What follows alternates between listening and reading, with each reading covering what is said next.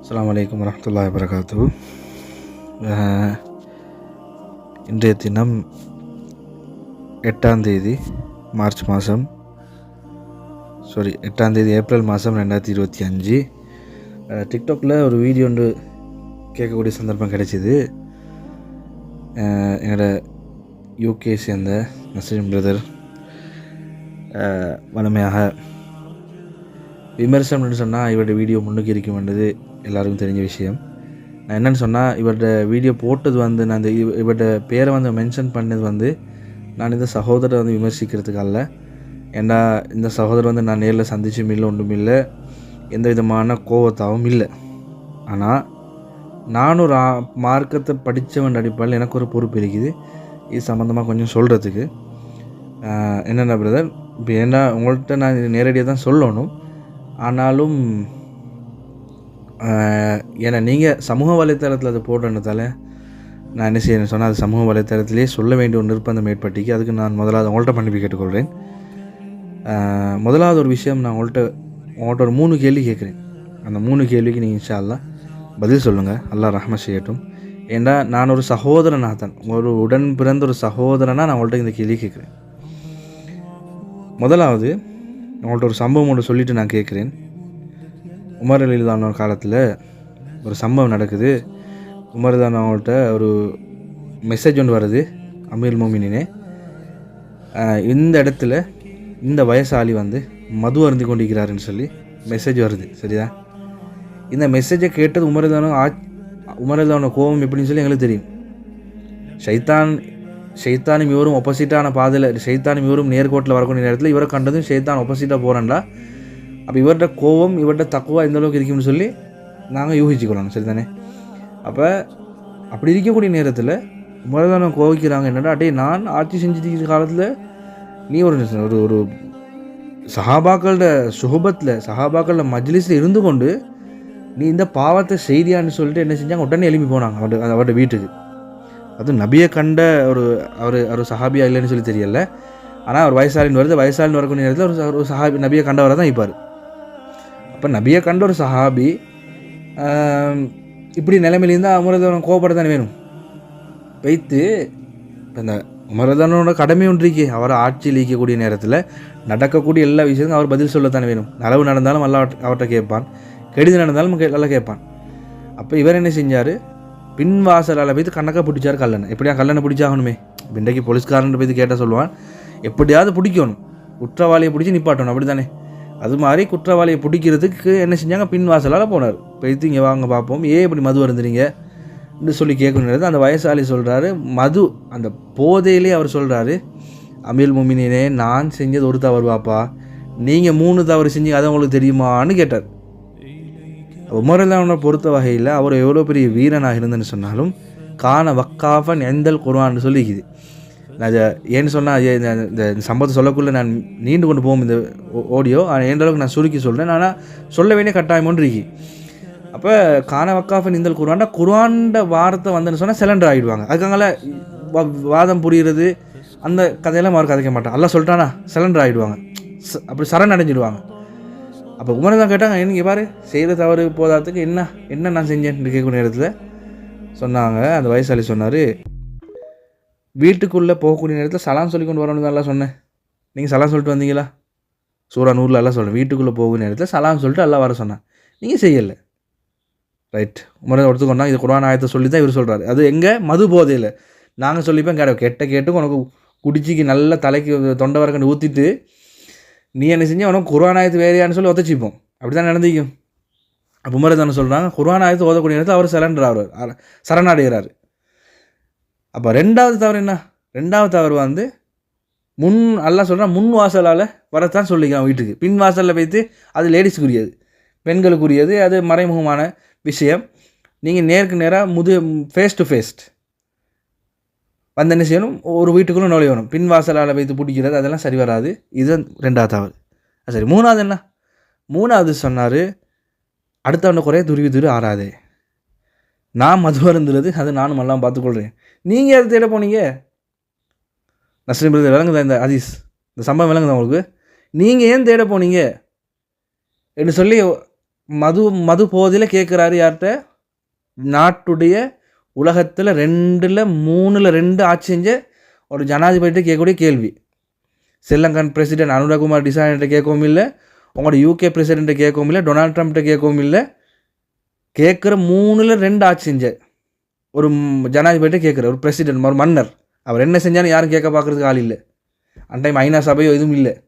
அந்த அப்படியாப்பட்ட பவர்ஃபுல்லான ஜனாதிபதி கேட்குறாரு, நீங்கள் ஏன் என்ன குறிய துருவி ஆறாங்க, அதெல்லாம் நானும் பார்த்துக்கொள்கிறோம், நீங்கள் உங்களோட வேலையை பார்த்துட்டு போங்களேன் என்று சொல்லக்கூடிய நேரத்தில் உமர்தானா ஒன்றும் பேசலை. அந்த ஹதீஸில் எப்படி சொல்லப்படுதுன்னு சொன்னால், அவர்கிட்ட கையிலேருந்து ஒரு பொருள், சில மக்கள் சொல்கிறாங்க சாவின்னு சொல்கிறாங்க, இன்னும் சில மக்கள் ஒவ்வொரு விளக்கம் சொல்கிறாங்க.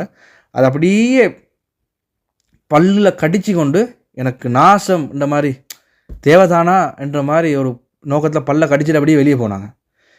போனதுக்கு பிறகு உமரதான மஜ்லிஸில் இருக்கக்கூடிய நேரத்தில் இவர் வாராரு.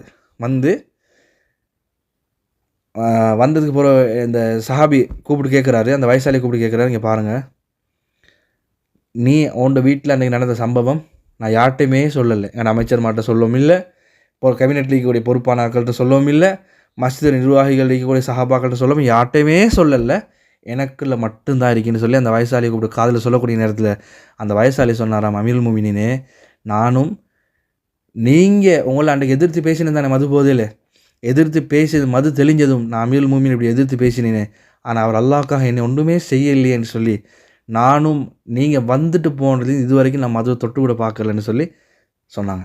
அப்போ நான் கேட்குறேன், இது துருவி ஆறாயிரத்துக்கே எவ்வளோ விஷயம் இருக்குன்னு சொன்னால் அதை போட்டு சோஷியல் மீடியாவில் செய்கிறது. நீங்கள் விழிப்புணர்வு செய்கிறது சரி பிரதர், சரியா? விழிப்புணர்வு செய்கிறன்ற பேரில் படித்தவனுக்கு விளங்கும், நீங்கள் வேணுமுண்டே வம்பிழுக்கிறீங்கிறது விளங்குது. நீங்கள் எவ்வளோ தான் அதை சொன்னேன்னு சொன்னாலும், எவ்வளோ தான் நான் சகோதரர் ஆசிஃப் அஸ்லாமுக்கு சார்பாக பேசவும் இல்லை, அல்லது யாருக்கும் நான் சார்பாக பேசவும் இல்லை, மார்க் அடிப்படையில் நான் சொல்கிறேன், நீங்கள் வேணுமுண்டே வம்பிழுக்கிறீங்கிறது விளங்குது.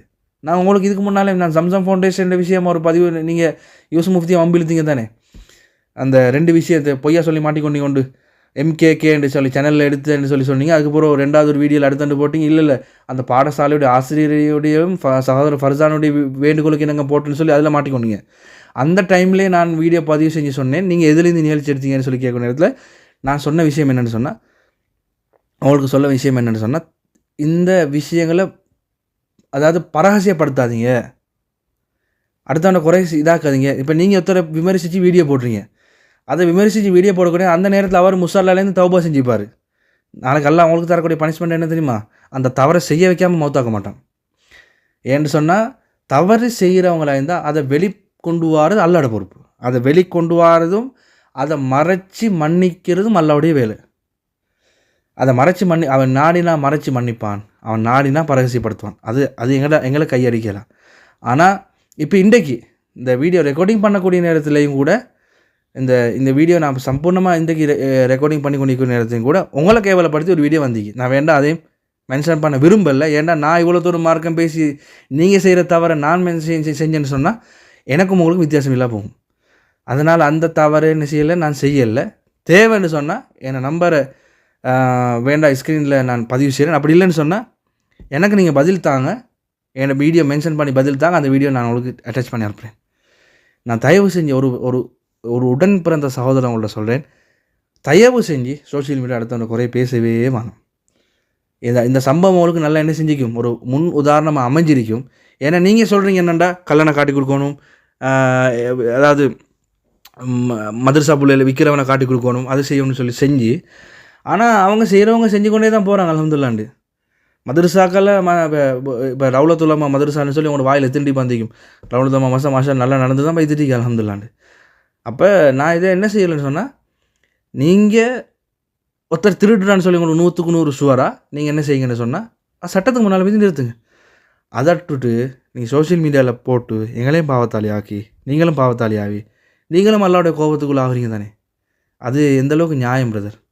அதை யோசிச்சு பாருங்கள். ஆகவே நான் நீண்ட தூரத்துக்கு நான் இதை பேசுகிறதுக்கு விரும்பப்படலை. ஏன்னா ஆல்ரெடி நான் இந்த ரெக்கார்டிங் நீண்டுட்டு, ஆனாலும் சில விஷயங்களை முக்கியமாக பேசி ஆகணும்ன்றதால தான் நான் பேசினேன். அதே மாதிரி இன்னொரு ரிக்வெஸ்ட்டையும் உங்கள்கிட்ட ஹம்பிள் ரிக்வெஸ்ட்டில் நான் வைக்கிறேன், மதரசாக்களோட பேரை தயவு செஞ்சு சோஷியல் மீடியாவில் சொல்லுவாங்க. அப்போ நீங்கள் கேட்பீங்க ஆசிஃப் அஸ்லம் பிரதர் சொல்கிறாருன்னு சொல்லி. அவர் செய்யக்கூடிய வேக்குக்கு தானே சொல்கிறாரு. நீங்கள் என்ன செய்யணும்னு சொல்ல வேணாம்னு சொன்னால், இப்போ ரவுலத்துல் மதரசா முடிய இப்போ சுலைமானியா மதரசாவுடைய பேர் இழுத்து போட்டுக்கிறீங்க. சுலைமானியா மதரசா பொறுத்தவரை எத்தனை உலமாக்கள் வெளியான இடம். அந்த ரெக்கார்டிங்கில் பேசக்கூடிய நேரத்தில் உங்களோட ஆக்கள் வேண்டே வம்பிலுக்குன்னு விளங்குது. நீங்கள் அம்ஜத் மௌலோட பேசின ஆடியோவை நீங்கள் போட்டீங்க நோம்பில், வேணுண்டே அவரை கதை எடுக்கிறது விளங்குது. படித்தாக்களுக்கு அது விளங்கும் பிரதர். அதனால் நாங்கள் இதை யாருக்குமே அல்லாமே சத்தியமாக சொல்கிறேன், சார்பாக பேசலை. தயவு செஞ்சு இது என்னென்னு சொன்னால், குறைய பேசி அடுத்தவனை காட்டி கொடுக்கணுமுண்டு, அடுத்தவனை திருத்த போய் நீங்கள் அந்த குழியில் விழ வேணாம்னு சொல்லி தான் நாங்கள் என்ன செய்கிறோம் சொல்கிறோம் உங்களுக்கு. இது நீங்கள் விமர்சிக்கக்கூடியதாக இருந்தேன்னு சொன்னால் விமர்சிங்க, தாராளமாக பிரச்சனையே இல்லை.